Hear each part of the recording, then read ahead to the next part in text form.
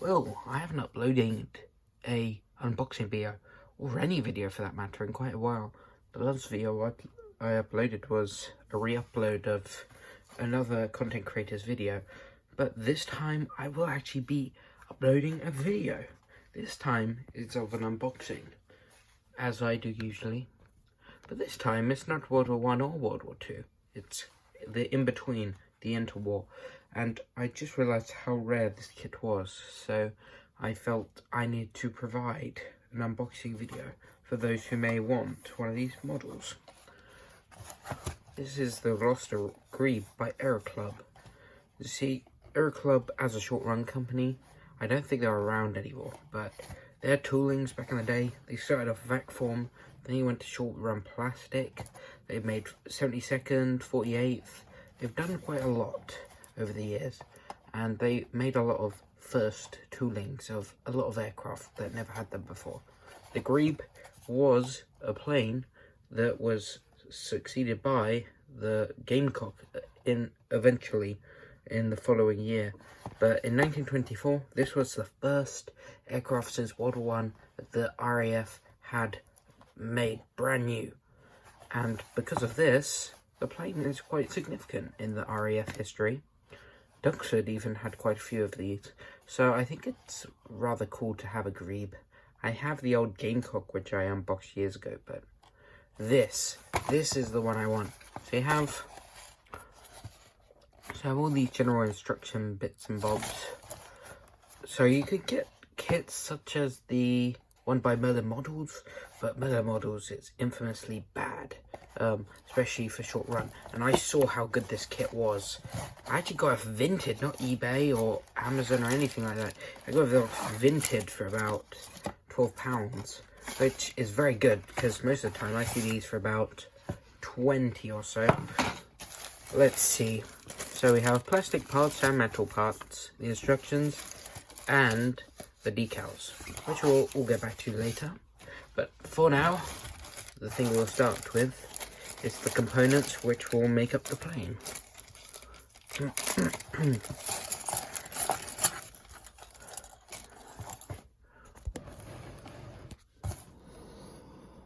Okay, so zooming in, we can see the reason why this kit is much superior to the others.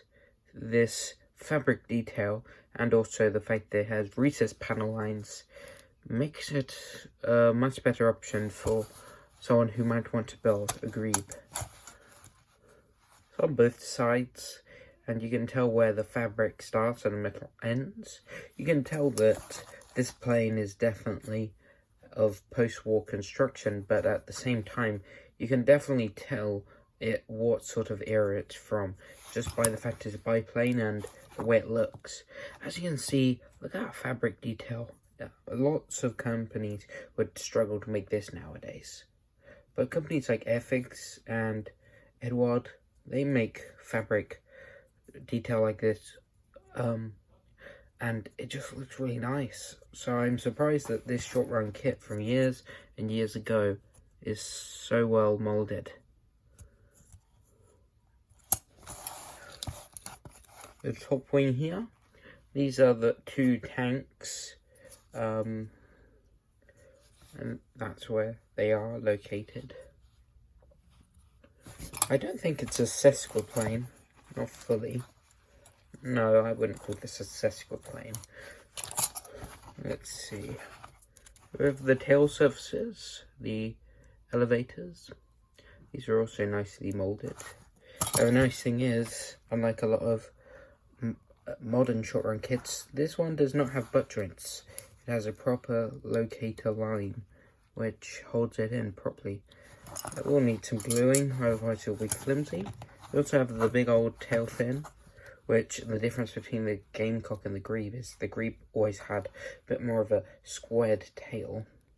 I think the only issue I've seen is that if it's sitting how it wants you to sit it, the fin is actually wonky, so it needs to be more like that.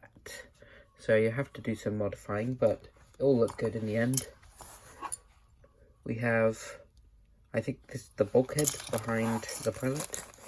We also have some small little bits of material to make some of the struts. The thing is though, I believe you only have to make 2 struts, the ones that connect to the ailerons. They're not included, but the main struts are. The nice thing about this plane is it only has 2 main struts on either side. So it shouldn't be the most difficult biplane in the world. I've been building a lot of World War I stuff, so compared to those, it's going to be pretty easy. You see, got a nice little molded propeller. You gotta be careful with this stuff because it's part lead, so you must wash your hands after touching all these metal parts. We have the 2 landing gear legs. I'm glad you don't have to make these from scratch. Here's the part that goes behind the engine. I'm not sure which way it goes on. The box looks like you want it this way, but I'm not sure if that's correct because it seems to sit on the fuselage like that. This engine definitely isn't the best, but it shall do. You have your 2 wheels. If you want to replace it with something better, you can probably just get any World War I aircraft and they'll probably have similar wheels. If you want to replace them for better ones, here are the main struts, and they're not too flimsy, which is good because I built a Pegasus kit with metal struts and they were horribly flimsy. These, not so much. I bet I could bend them if I tried, but so far, these seem rather strong. Then we actually have the cockpit components. We have the seat and the floor, and it sort of sits in there. Let's see if I can, no?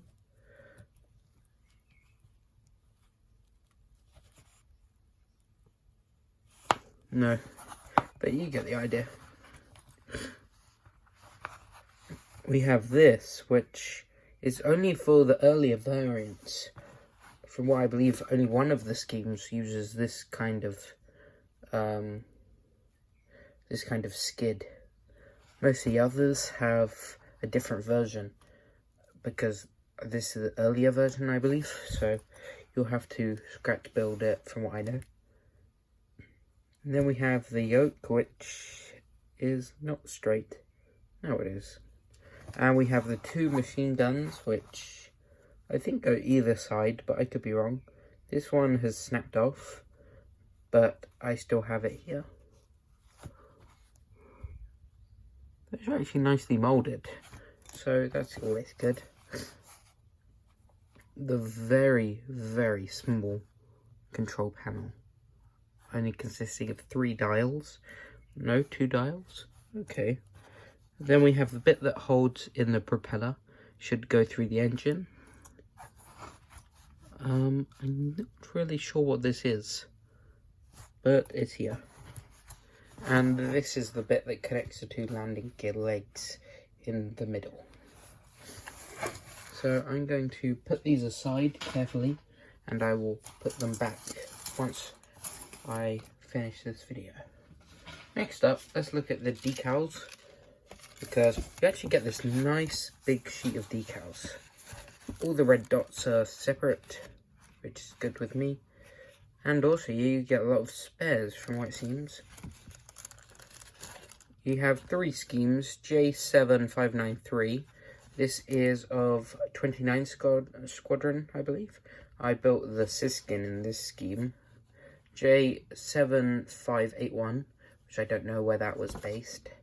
And then J7361, which I think was the one based at Duxford, but I could be incorrect. You have a lot of spare miniature roundels as well, so you should end up with a good spare bit. These are for the tail, and you'll need to cut them to size.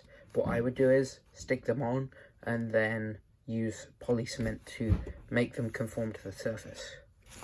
So it's nice they provide a lot of spare bits, just in case. Especially after 20 or 30 years in the box. These should be well, but I don't know. We'll have to wait and see. And finally is the instructions, which just like a lot of short line kits I've covered before, especially ones by Pegasus and such. These are just words. So read these if you think you'll need them, but I feel a lot of kits nowadays, unless it's something Airfix, Edward, or something that looks really difficult, most short run kits I feel, especially if they're really simple, you can probably just build without looking at these instructions. And if you need some extra help, refer to the schemes, which I believe are scale drawings. Yes, these are scale drawings. So if you must know where things are located, I would actually refer to the scale drawings rather than the worded instructions. I think this works much better.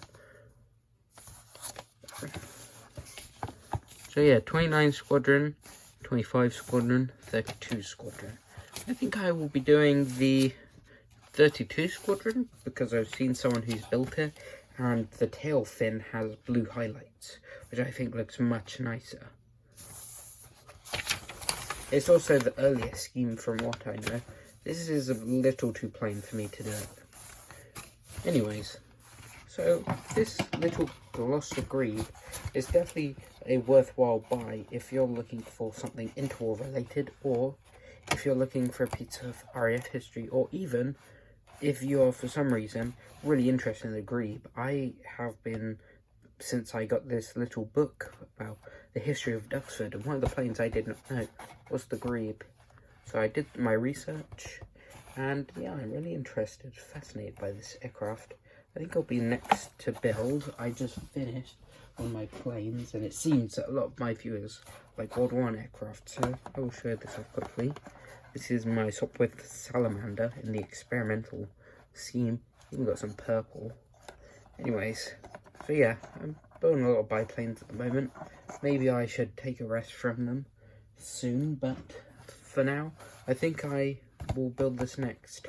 So, I should see you in another unboxing soon.